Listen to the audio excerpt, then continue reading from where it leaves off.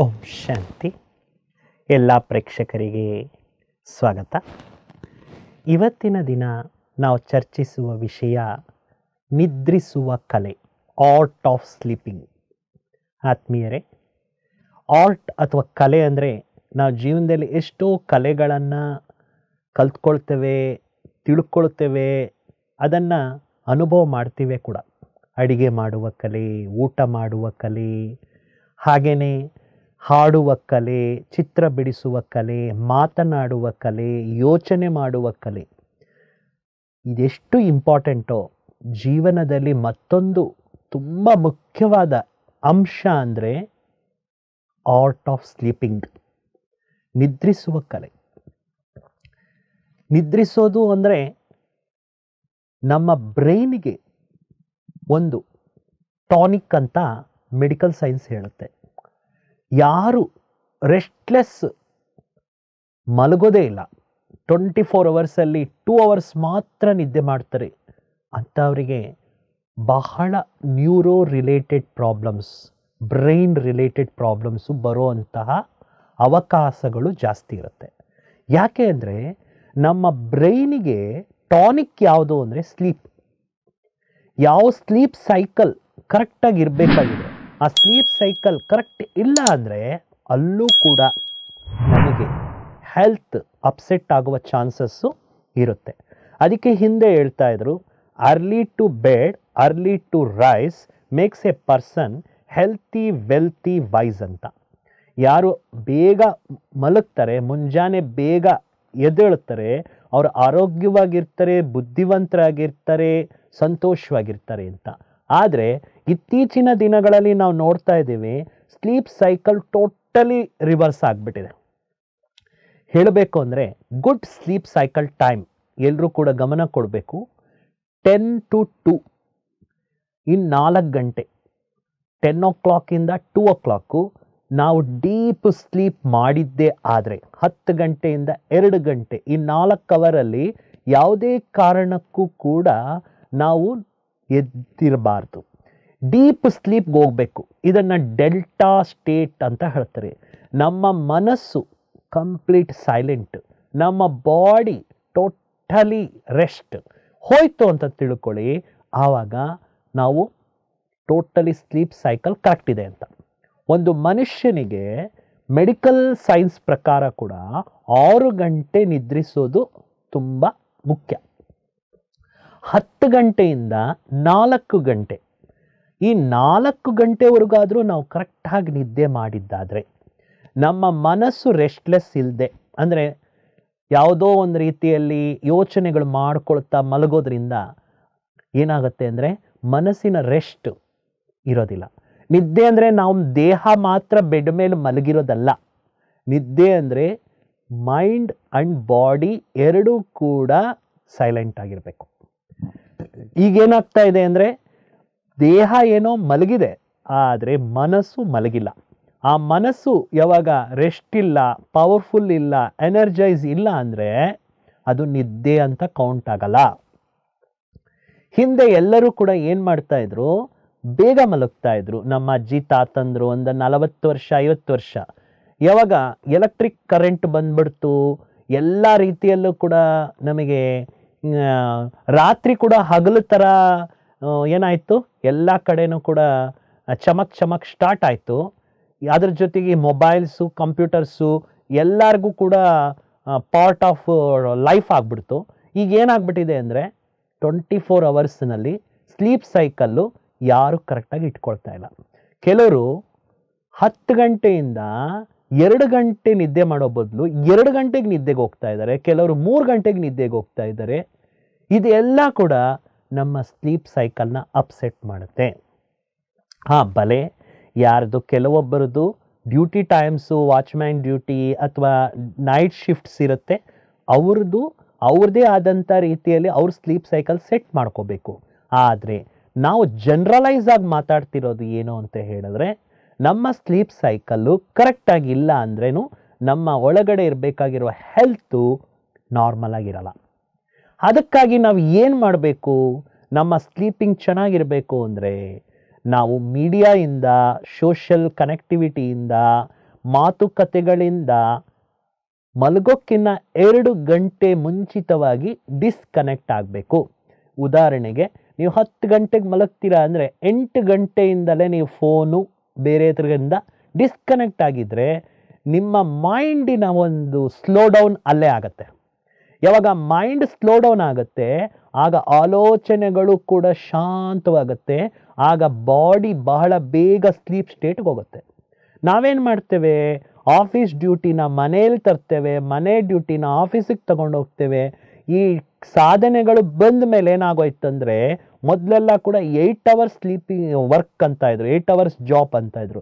ಈಗ ಯಾರು 8 hours job ಅಂತ ಹೇಳಲಿಕ್ಕೆ ಇಲ್ಲ. ಯಾಕೆ ಅಂದರೆ ಆಫೀಸಲ್ಲಿ 8 ಅವರ್ಸ್ ಮಾಡಿದ್ರು ಕೂಡ ಮನೆಗೆ ಬಂದ್ಬಿಟ್ಟು ಮತ್ತೆ ಅದೇ ಕೆಲಸನ ಕೆಲವರು 11, 12 ಆದ್ರೂ ಮಾಡ್ಕೊಂಡಿರ್ತಾರೆ.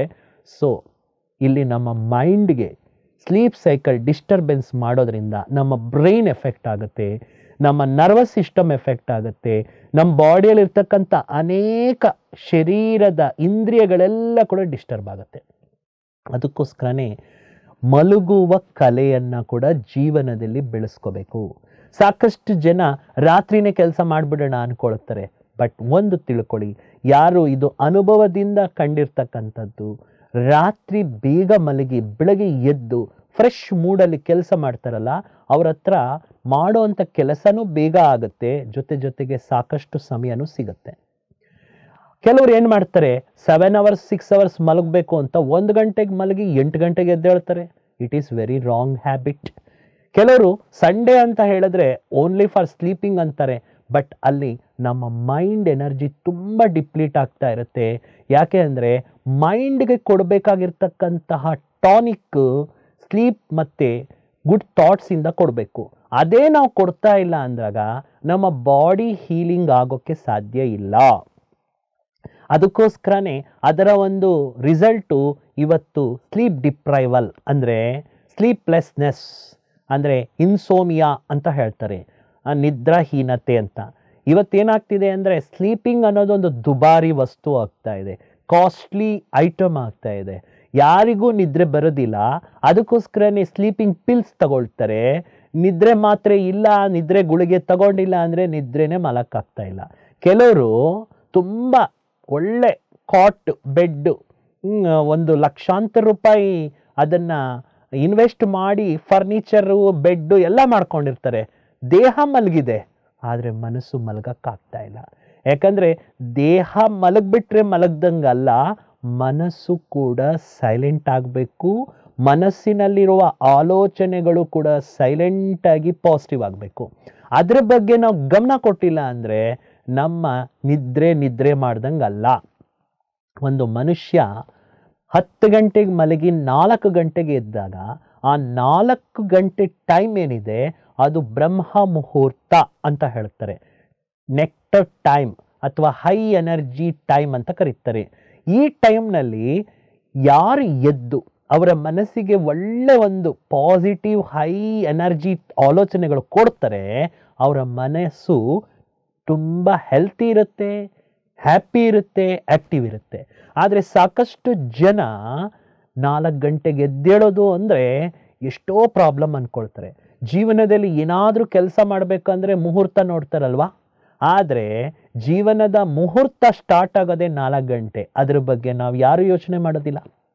ನೋಡಿ, ಬೇಕಾದರೆ ನೀವು ಯಾರೇ ಸಕ್ಸಸ್ಫುಲ್ ಪರ್ಸನ್ಸ್ ಇರ್ತಾರೆ, ಅವರು ಎದ್ದೇಳುವ ಟೈಮ್ ಬಂದ್ಬಿಟ್ಟು 4 ಗಂಟೆ ಇರುತ್ತೆ.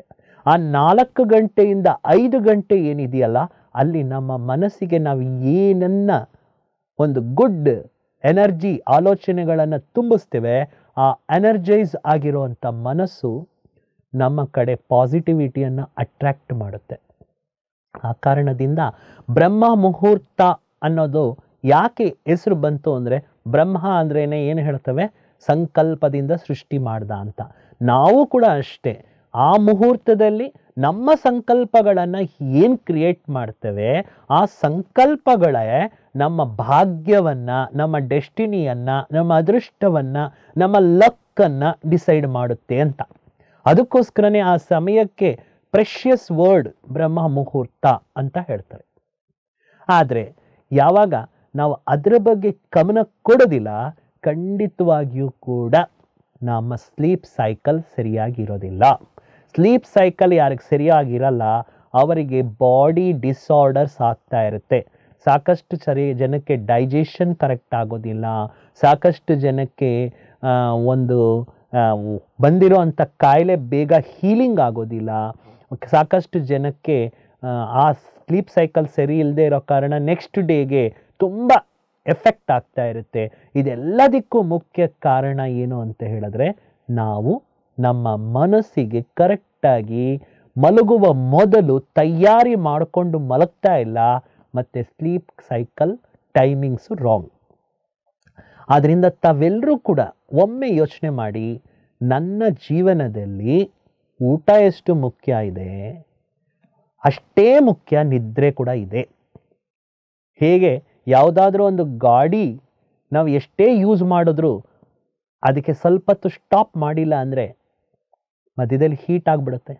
ಒಂದು ಕಂಪ್ಯೂಟರ್ ತಿಳ್ಕೊಳ್ಳಿ, ನೀವು 16 hours 18 hours ಬಳಸ್ತೀರಾ ಅಂದರೆ ಅಲ್ಲಿ ಹೀಟ್ ಆಗುತ್ತೆ. ಒಂದು ಮೆಷಿನ್ ಆಗಿರಲಿ, ನಾನ್ ಸ್ಟಾಪ್ ಯೂಸ್ ಮಾಡಿದ್ರೆ ಅಲ್ಲೂ ಕೂಡ ಎಲ್ಲೋ ಅದರ ಎಫಿಷಿಯನ್ಸಿ ನಮಗೆ ತೋರಿಸುತ್ತೆ, ಕಡಿಮೆ ಆದಂಗೆ ಕಾಣಿಸುತ್ತೆ. ಹಾಗೆಯೇ ಮನುಷ್ಯನ ಶರೀರ ಮತ್ತು ಮನಸ್ಸಿನ ಬ್ಯಾಟ್ರಿ ಇದಕ್ಕೂ ಕೂಡ ರೆಸ್ಟ್ ಕೊಡಬೇಕು.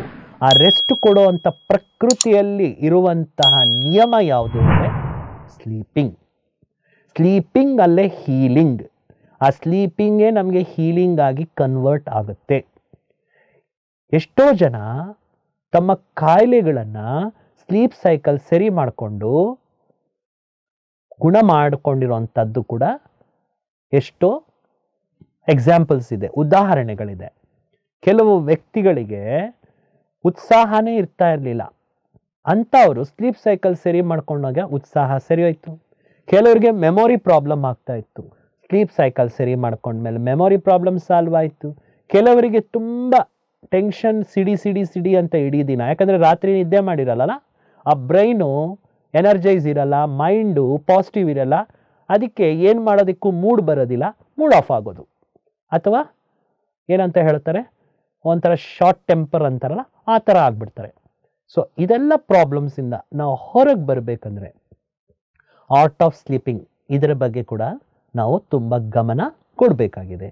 ಹಾಗಾದರೆ ಈ ಆರ್ಟ್ ಆಫ್ ಸ್ಲೀಪಿಂಗ್ಗೆ ಮೆಡಿಟೇಷನ್ ಏನು ಮಾಡಬೇಕು ಮತ್ತು ಇನ್ನೂ ಯಾವ ವಿಷಯಗಳ ಬಗ್ಗೆ ನಾವು ಗಮನ ಕೊಡಬೇಕು ಅನ್ನೋದನ್ನು ನಾವು ಮುಂದಿನ ಸಂಚಿಕೆಯಲ್ಲಿ ನಾವೆಲ್ಲರೂ ಕೂಡ ಇದರ ಬಗ್ಗೆ ತಿಳ್ಕೊಳ್ಳೋ ಪ್ರಯತ್ನ ಪಡೋಣ. ಹೀಗೆ ತಾವು ಈ ಸಂಚಿಕೆಗಳನ್ನು ವೀಕ್ಷಿಸ್ತಾ ಇರಿ, ಇದರ ಒಂದು ಲಾಭವನ್ನು ಪಡ್ಕೊಳ್ತಾ ಇರಿ, ಅನೇಕರಿಗೆ ಹಂಚ್ತಾ ಇರಿ, ನೀವು ಬೆಳಗ್ತಾ ಇರಿ, ಎಲ್ಲರನ್ನ ಬೆಳಗಿಸ್ತಾ ಇರಿ ಅಂತ ಹೇಳ್ತಾ ಮುಂದಿನ ಸಂಚಿಕೆಯಲ್ಲಿ ಮತ್ತೆ ಭೇಟಿಯಾಗೋಣ. ಎಲ್ಲರಿಗೂ ಕೂಡ ತುಂಬ ಧನ್ಯವಾದಗಳು. ಓಂ ಶಾಂತಿ.